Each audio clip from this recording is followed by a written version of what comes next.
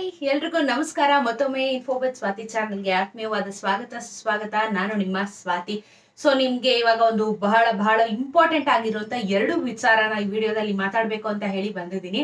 So ಹಾಗಾಗಿ ವಿಡಿಯೋನ skip ಮಾಡ್ದಿರೆ ಕೊನೆವರೆಗೂ ನೋಡಿ, ಯಾಕಂದ್ರೆ ಬಹಳ ಇಂಪಾರ್ಟೆಂಟ್ ಆಗಿರುವಂತ ಎರಡು ವಿಚಾರ ಈ ವಿಡಿಯೋದಲ್ಲಿ ನಾನು ತಿಳಿಸ್ತಾ ಹೋಗ್ತೀನಿ. ಸೊ ಇನ್ನು ನನ್ನ ಚಾನಲ್ಗೆ ಸಬ್ಸ್ಕ್ರೈಬ್ ಮಾಡಿಲ್ಲ ಅಂದ್ರೆ ದಯವಿಟ್ಟು ಸಬ್ಸ್ಕ್ರೈಬ್ ಮಾಡಿ, ನಿಮ್ಮ ಬೆಂಬಲನ ತೋರಿಸಿ ಅಂತ ಹೇಳ್ತಾ, ಹಾಗೇನೆ ನನ್ನ ಟೆಲಿಗ್ರಾಮ್ ಚಾನೆಲ್ಗೆ ಕೂಡ ನೀವು ಜಾಯಿನ್ ಆಗ್ಬೋದು. ಲಿಂಕ್ ನ ಡಿಸ್ಕ್ರಿಪ್ಷನ್ ಅಲ್ಲಿ ಹಾಕಿರ್ತೀನಿ. ಯಾವುದೇ ರೀತಿಯಾಗಿರುವಂತಹ ಅಫಿಷಿಯಲ್ ನೋಟಿಫಿಕೇಶನ್ಸ್ ಗಳಾಗಿರ್ಬೋದು ಅಥವಾ ಕ್ವಿಕ್ ಅಪ್ಡೇಟ್ಸ್ ಗಳಿಗೆ ನಿಮಗೆ ಅಲ್ಲಿ ಮಾಹಿತಿ ಬೇಗ ಸಿಗುತ್ತೆ ಅಂತ ಹೇಳ್ತಾ ಸೊ ವಿಡಿಯೋನ ಶುರು ಮಾಡ್ತಾ ಇದ್ದೀನಿ. ಸೊ HSRP ನಂಬರ್ ಪ್ಲೇಟ್ ಬಗ್ಗೆ ಬಹಳಷ್ಟು ಜನರಿಗೆ ತುಂಬಾ ಸತಿ ನಾನು ಆಲ್ರೆಡಿ ಮಾಹಿತಿನ ಕೊಟ್ಟಿದ್ದೀನಿ. HSRP ನಂಬರ್ ಪ್ಲೇಟ್ ಇಂದ ಎಷ್ಟೆಲ್ಲ ಉಪಯುಕ್ತವಾಗಿರುತ್ತೆ, ಯಾವ ರೀತಿ ಆನ್ಲೈನ್ ಅಲ್ಲಿ ಬುಕಿಂಗ್ ಮಾಡಬೇಕು, ಇಲ್ಲ ಅಂತ ಹೇಳಿದ್ರೆ ದಂಡ ಏನು 1000 ರೂಪಾಯಿ ದಂಡ ಕಟ್ಟಬೇಕು ಅಂತ ಎಲ್ಲ ಹೇಳಿ ಸರ್ಕಾರ ಒಂದಷ್ಟು ರೂಲ್ಸ್ ಗಳನ್ನ ಮಾಡಿತ್ತು, ಕರೆಕ್ಟ್ ಅಲ್ವಾ? ಸೊ ಎಲ್ಲರೂ ಪಟ ಅಂತ ಹೋಗ್ಬಿಟ್ಟು HSRP ನಂಬರ್ ಪ್ಲೇಟ್ ಗಳನ್ನ ಹಾಕಿಸ್ಕೊಡ್ರಿ. ಬಟ್ ಏನಾಗಿತ್ತು ಅಂತ ಹೇಳಿದ್ರೆ ಡೀಲರ್ಶಿಪ್ ಗಳಲ್ಲಿ ಏನು ಕರೆಕ್ಟ್ ಆಗಿ ಸಮಯಕ್ಕೆ ಆರ್ಡರ್ ನ ಪ್ಲೇಸ್ ಮಾಡಿ ಅವರು ಕರೆಕ್ಟ್ ಸಮಯಕ್ಕೆ ಫಿಟ್ಮೆಂಟ್ ನ ಮಾಡ್ತಾ ಇರ್ಲಿಲ್ಲ. ಕೆಲವೊಂದಷ್ಟು ಜನ ಫೇಕ್ ನ ಮಾಡ್ತಾ ಇದ್ರು. ವೆಬ್ಸೈಟ್ ಅಲ್ಲೇನೆ ನಾವು ವೆಬ್ಸೈಟ್ ಕೂಡ ತೋರಿಸಿದ್ದೆ ನಾನು ನಿಮ್ಗೆ ಪ್ರೀವಿಯಸ್ ವಿಡಿಯೋಸ್ ಗಳಲ್ಲಿ. ಆ ವೆಬ್ಸೈಟ್ ಅಲ್ದಿರೆ ಬೇರೆಯವರು ಗೂಗಲ್ ಅಲ್ಲಿ ಹೋಗ್ಬಿಟ್ಟು ವೆಬ್ಸೈಟ್ ಗಳನ್ನ ಫೇಕ್ ವೆಬ್ಸೈಟ್ ಗಳನ್ನ ಕ್ರಿಯೇಟ್ ಮಾಡ್ಕೊಂಡು ಏನೇನೋ ಮೋಸಗಳೆಲ್ಲ ಮಾಡ್ತಾ ಇದ್ರು. ಇದನ್ನೆಲ್ಲ ಸರ್ಕಾರ ಗಮನಕ್ಕೆ ತಗೊಂಬಂತು. ಹಾಗೇನೆ ಜನರಿಗೆ ಹೇಳಿ ಇನ್ನೂ ಕೂಡ 30% ಅಷ್ಟೇ ಜನ HSRP ನಂಬರ್ ಪ್ಲೇಟ್ ನ ಅಳವಡಿಕೆ ಮಾಡ್ಕೊಂಡಿದಾರಂತೆ ಕರ್ನಾಟಕದಲ್ಲಿ. ಸೊ ಇನ್ನು ಮಾಡ್ಕೋಬೇಕಾಗಿದೆ ಬಹಳಷ್ಟು ಜನ. ಹಾಗಾಗಿ ಸರ್ಕಾರ ಕೊನೆಗೂ ಈಗ ದಿನಾಂಕನ ಎಕ್ಸ್ಟೆನ್ಷನ್ ಮಾಡಿರುವಂತದ್ದು. ಸೊ ಈ ತಿಂಗಳು 17ನೇ ತಾರೀಕು ಮುಗಿಬೇಕಾಗಿತ್ತು, ಬಟ್ ಈಗ ಎಕ್ಸ್ಟೆನ್ಷನ್ ಮಾಡಿದ್ದಾರೆ. ಇನ್ನ 3 ತಿಂಗಳು ನಿಮ್ಗೆ ಕಾಲಾವಕಾಶನ ಕೊಟ್ಟಿರುವಂತ ಸರ್ಕಾರ. ಸೊ ಇದರಿಂದ ಎಲ್ಲರಿಗೂ ಬಹಳ ಹೆಲ್ಪ್ ಆಗುತ್ತೆ ಅಂತ ಹೇಳ್ತಾ ಸೊ ನಿಮ್ಗೆ ನಾನು ನೋಟಿಫಿಕೇಶನ್ ಕೂಡ ತೋರಿಸ್ತಾ ಇದ್ದೀನಿ ನೋಡಿ. ಇದು official notification. HSRP number plate ಹಾಕಿಸ್ಕೊಳ್ಳಕ್ಕೆ ನಿಮ್ಗೆ ಮತ್ತೆ ದಿನಾಂಕ 3 ತಿಂಗಳು ಕಾಲ ಎಕ್ಸ್ಟೆನ್ಷನ್ ಮಾಡಿದ್ದಾರೆ. ಸೊ ಜನವರಿ, ಫೆಬ್ರವರಿ, ಮಾರ್ಚ್, ಏಪ್ರಿಲ್, ಮೇ 31ನೇ ತಾರೀಕು ತನಕ ನಿಮಗೆ ಈಗ ಕಾಲಾವಕಾಶ ಇರುವಂತದ್ದು. ಸೊ ಮೇ ತಿಂಗಳ ತನಕನೂ ನೀವು HSRP ನಂಬರ್ ಪ್ಲೇಟ್ ನ ಹಾಕೋಬಹುದು. ಎಲ್ಲಿ ಹೋಗಿ ಹಾಕಿಸ್ಕೋಬೇಕು, ಯಾವ ರೀತಿ ಆನ್ಲೈನ್ ಅಲ್ಲಿ ಆರ್ಡರ್ ಮಾಡ್ಬೇಕು ಅಂತ ಹೇಳಿದ್ರೆ ನಾನು ನಿಮ್ಗೆ ನನ್ನ ಪ್ರೀವಿಯಸ್ ವಿಡಿಯೋದು ಲಿಂಕ್ ನ ಹಾಕಿರ್ತೀನಿ. ಆ ವಿಡಿಯೋನ ಹೋಗಿ ನೋಡಿದ್ರೆ ನೀವೇ ಮನೆಯಲ್ಲಿ ಕೂತ್ಕೊಂಡು HSRP ನಂಬರ್ ಪ್ಲೇಟ್ ನ ಆರ್ಡರ್ ಮಾಡಬಹುದು, ಫಿಟ್ಮೆಂಟ್ ನ ಮಾಡಿಸ್ಕೋಬಹುದು. ಸೊ ಖಂಡಿತವಾಗ್ಲೂ ಈ ಒಂದು ವಿಚಾರನ ತುಂಬಾ ಸೀರಿಯಸ್ ಆಗಿ ತಗೊಳ್ಳಿ, ಇಲ್ಲ ಅಂತ ಹೇಳಿದ್ರೆ ನೀವು ದಂಡನ ಕಟ್ಟಬೇಕಾಗುತ್ತೆ. ಸೊ ಇದು ಮೊದಲನೆಯ ಇಂಪಾರ್ಟೆಂಟ್ ವಿಚಾರ ಆಗಿತ್ತು. ಎರಡನೆಯ ಇಂಪಾರ್ಟೆಂಟ್ ವಿಚಾರ ಯಾವ್ದ್ರ ಬಗ್ಗೆ ಅಂತ ಹೇಳಿದ್ರೆ ನಿಮ್ಮೆಲ್ಲರಿಗೂ ಗೊತ್ತು, ತಮ್ಮನೆಲ್ಲ ನೋಡಿರ್ತೀರಾ, ಹೊಸ ಪಡಿತರ ಚೀಟಿಗೆ ಅರ್ಜಿ ಆಹ್ವಾನ ಅಂತ ಹೇಳ್ಬಿಟ್ಟು. ಸೊ ಈಗ ಹೊಸ ಪಡಿತರ ಚೀಟಿ ಅಂತ ಹೇಳಿದ್ರೆ ಹೊಸ ರೇಷನ್ ಕಾರ್ಡ್ಗಳಿಗೆ ಏನು ಅವಕಾಶನ ಕಲ್ಪಿಸ್ಕೊಟ್ಟಿರುವಂತ ಸರ್ಕಾರ. ಸೊ ಇಲ್ಲಿ ಯಾರ್ಯಾರಿಗೆ ಈ ಒಂದು ವಿಚಾರನ ಕಲ್ಪಿಸ್ಕೊಟ್ಟಿದ್ದಾರೆ, ಯಾರ್ಯಾರೆಲ್ಲ ಅಪ್ಲೈ ಮಾಡ್ಬೋದು, ಎಲ್ಲೋಗಿ ಅಪ್ಲೈ ಮಾಡ್ಬೇಕು, ಯಾವತ್ತಿಂದ ಡೇಟು ಎಲ್ಲಾನು ಹೇಳ್ತಾ ಬರ್ತೀನಿ. ಇವಾಗ ನೋಡಿ, ನೀವು ಅಪ್ಲಿಕೇಶನ್ ನ ಆನ್ಲೈನ್ ಅಲ್ಲೂ ಸಲ್ಲಿಸ್ಬೋದು, ಆಫ್ಲೈನ್ ಅಲ್ಲೂ ಸಲ್ಲಿಸ್ಬೋದು. ಸೊ ಯಾರ್ಯಾರಿಗೆ ಅವಕಾಶಗಳನ್ನ ಕೊಟ್ಟಿದ್ದಾರೆ ಅಂತ ಹೇಳ್ತೀನಿ ನೋಡಿ. ಹೊಸದಾಗಿ ಮದುವೆಯಾಗಿ ಸಂಸಾರ ಆರಂಭಿಸಿರುವ ದಂಪತಿಗಳು ಅಂದ್ರೆ ನ್ಯೂಲಿ ವೆಡ್ ಆಗಿರುವಂತ ಮದುವೆ ಆಗಿರುವಂತವ್ರು ಅಪ್ಲಿಕೇಶನ್ ನ ಹಾಕ್ಬೋದು, ಓಕೆನಾ?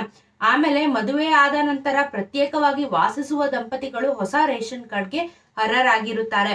ನೀವು ಮದುವೆ ಆದ್ಮೇಲೆ ಸಪರೇಟ್ ಆಗಿದ್ದೀರಾ ಅಂತ ಹೇಳಿದ್ರೆ, ನೀವು ಸಪರೇಟ್ ಇಂಡಿಪೆಂಡೆಂಟ್ ಆಗಿದ್ದೀರಾ ಅಂತ ಹೇಳಿದ್ರೆ ನೀವು ಕೂಡ ರೇಷನ್ ಕಾರ್ಡ್ ನ ಹಾಕೋದಿಕ್ಕೆ ಏನು ಅರ್ಹರಾಗಿರ್ತೀರಾ. ಹೊಸದಾಗಿ ಮದುವೆ ಆಗಿರೋರು ಹಾಕ್ಬೋದು, ಹೊಸದಾಗಿ ಮದುವೆ ಆಗಿ ಸಪರೇಟ್ ಆಗಿ ಹೋಗಿರ್ತೀರಲ್ಲ ಅಂತವ್ರು ಅಪ್ಲಿಕೇಶನ್ ನ ಹಾಕ್ಬೋದು.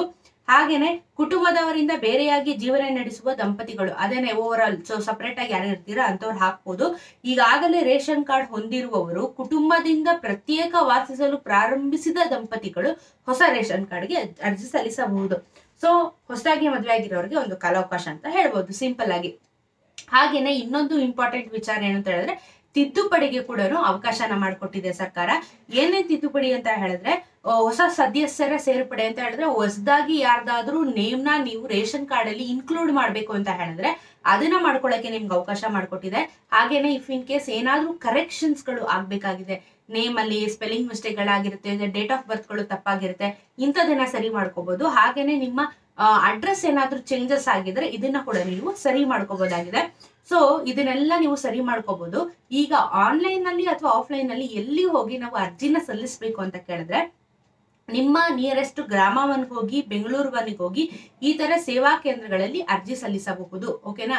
ಸೊ ನೀವು ನಿಮ್ಮ ನಾರ್ಮಲ್ ನಾವು ಬೆಂಗಳೂರನ್ನು ಕರ್ನಾಟಕವನ್ನೆಲ್ಲ ಏನ್ ಕರಿತೀವಲ್ಲ ಅದಕ್ಕೆ ಸರ್ಕಾರದ ಒಂದಷ್ಟು ಪ್ರತ್ಯೇಕವಾಗಿ ಒಂದಷ್ಟು ಅಪ್ಲಿಕೇಶನ್ಸ್ಗಳನ್ನ ಹಾಕೋದು ಈ ತರ ಮಾಡುವಂತ ಒಂದಷ್ಟು ಸೆಂಟರ್ಗಳಿಗೆ ನೀವು ಹೋಗಿ, ಸೈಬರ್ ಸೆಂಟರ್ಗಳಿಗೆ ಹೋಗಕ್ ಹೋಗ್ಬೇಡಿ.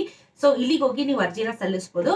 ಆನ್ಲೈನ್ ಅಲ್ಲಿ ಬೇಕು ಅಂತ ಹೇಳಿದ್ರೆ, ನೀವು ಆನ್ಲೈನ್ ಅಲ್ಲಿ ಅಂತ ಹೇಳಿದ್ರೆ ನೀವು ಮಾಮೂಲಿ ರೇಷನ್ ಕಾರ್ಡ್ದು ವೆಬ್ಸೈಟ್ ಏನಿದೆ ಅಲ್ಲ, ಆಹಾರ ಇಲಾಖೆ, ಅದಕ್ಕೆ ನೀವು ಭೇಟಿನ ಮಾಡಬೇಕು. ವೆಬ್ಸೈಟ್ ಲಿಂಕ್ ನಾನು ಕೆಳಗಡೆ ಹಾಕಿರ್ತೀನಿ. ಆಹಾರ ವೆಬ್ಸೈಟ್ ಹೋಗ್ಬಿಟ್ಟು ನೀವು ಆನ್ಲೈನ್ ಅಲ್ಲಿ ಕೂತ್ಕೊಂಡು ಅರ್ಜಿನ ಸಲ್ಲಿಸಬಹುದಾಗಿದೆ. ಸೊ 2 ಅವಕಾಶನೂ ಕೊಟ್ಟಿದ್ದಾರೆ. ಆದ್ರೆ ಈಗ ಯಾವಾಗ ಶುರುವಾಗ್ತಾ ಇದೆ ರೇಷನ್ ಕಾರ್ಡ್ ಅಂತ ಹೇಳಿದ್ರೆ, ಇಷ್ಟೆಲ್ಲ ವಿಚಾರಗಳನ್ನ KH ಮುನಿಯಪ್ಪ ಅವರೇನೆ ತಿಳಿಸಿರುವಂತದ್ದು ಮೊನ್ನೆ ಒಂದು ಮೀಟಿಂಗ್ ಆದಾಗ. ಸೊ ಅವ್ರು ಏನ್ ಹೇಳಿದ್ದಾರೆ ಅಂತ ಹೇಳಿದ್ರೆ, ಈ ತಿಂಗಳು ಒಳಗಡೆ, ಐ ಮೀನ್ ಮಾರ್ಚ್ ಒಳಗಡೆ ಯಾರ್ದೆಲ್ಲ ತಿದ್ದುಪಡಿ ಆಗ್ಬೇಕಾಗಿದೆ, ಯಾರ್ದೆಲ್ಲ ಕರೆಕ್ಷನ್ಗಳು ಆಗ್ಬೇಕಾಗಿದೆ, ಇಂಥವ್ರದ್ದು ಎಲ್ಲಾನು ಫಿನಿಶ್ ಮಾಡ್ಬಿಟ್ಟು ಹೊಸ ರೇಷನ್ ಕಾರ್ಡ್ಗಳಿಗೆ ನಾವು ಅರ್ಜಿನ ಸಲ್ಲಿಸಕ್ಕೆ ಅವಕಾಶನ ಕೊಡ್ತೀವಿ ಅಂತ ಹೇಳಿರುವಂತದ್ದು. ಸೊ ನೀವು ಇವಾಗ ಮಾರ್ಚ್ ತನಕ ಖಂಡಿತವಾಗ್ಲೂ ಕಾಯ್ಲೇಬೇಕು. ಯಾಕಂದ್ರೆ ಈಗ ಬಹಳಷ್ಟು ಕ್ಯಾನ್ಸಲೇಷನ್ಸ್ ಮಾಡ್ತಾ ಇದಾರೆ, ಬಹಳಷ್ಟು ಫ್ರಾಡ್ ಎಲ್ಲ ಮಾಡಿ ಸುಮ್ನೆ ರೇಷನ್ ಕಾರ್ಡ್ ಮಾಡಿಸ್ಕೊಂಡಿರೋಂಥವ್ರದ್ದು ಎಲ್ಲಾನು ಕ್ಯಾನ್ಸಲೇಷನ್ ಮಾಡ್ತಾ ಇದಾರೆ. ಹಾಗಾಗಿ ನೀವು ಮಾರ್ಚ್ 31ನೇ ತಾರೀಕು ತನಕ ಎಲ್ಲಾರ್ದು ಕ್ಲಿಯರ್ ಮಾಡ್ತಾರೆ.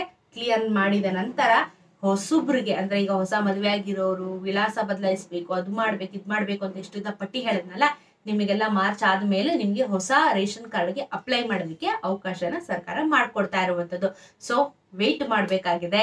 ಸೊ ಇದಿಷ್ಟು ಕ್ವಿಕ್ ಅಪ್ಡೇಟ್ಸ್ ಆಗಿತ್ತು. 2 ಇಂಪಾರ್ಟೆಂಟ್ ವಿಚಾರ ನಿಮ್ಗೆ ಹೆಲ್ಪ್ ಆಗಿದೆ ಅಂತ ಭಾವಿಸ್ತಾ ಇದ್ದೀನಿ. ಈ ವಿಡಿಯೋ ನಿಮ್ಗೆ ಹೆಲ್ಪ್ ಆಗಿದೆ ಅಂತ ಭಾವಿಸಿದ್ರೆ ನಂಗೆ ಒಂದು ಲೈಕ್, ಸಬ್ಸ್ಕ್ರೈಬ್ ಮಾಡಿ, ಖುಷಿ ಆಗುತ್ತೆ. ಹಾಗೆ ನಿಮ್ಗೆ ಏನ್ ಅನಿಸ್ತು ಅಂತ ಹೇಳಿ ಕಮೆಂಟ್ ಸೆಕ್ಷನ್ ಅಲ್ಲಿ ತಿಳಿಸಿ ಅಂತ ಹೇಳ್ತಾ, ವಿಡಿಯೋನ ಆದಷ್ಟು ಎಲ್ಲರಿಗೂ ಶೇರ್ ಮಾಡಿ, ಅವ್ರಿಗೂ ಕೂಡ ಮಾಹಿತಿ ತಲುಪ್ಲಿ ಅಂತ ಹೇಳ್ತಾ ವಿಡಿಯೋನ ಮುಗಿಸ್ತಾ ಇದ್ದೀನಿ. ಎಲ್ಲರಿಗೂ ನಮಸ್ಕಾರ.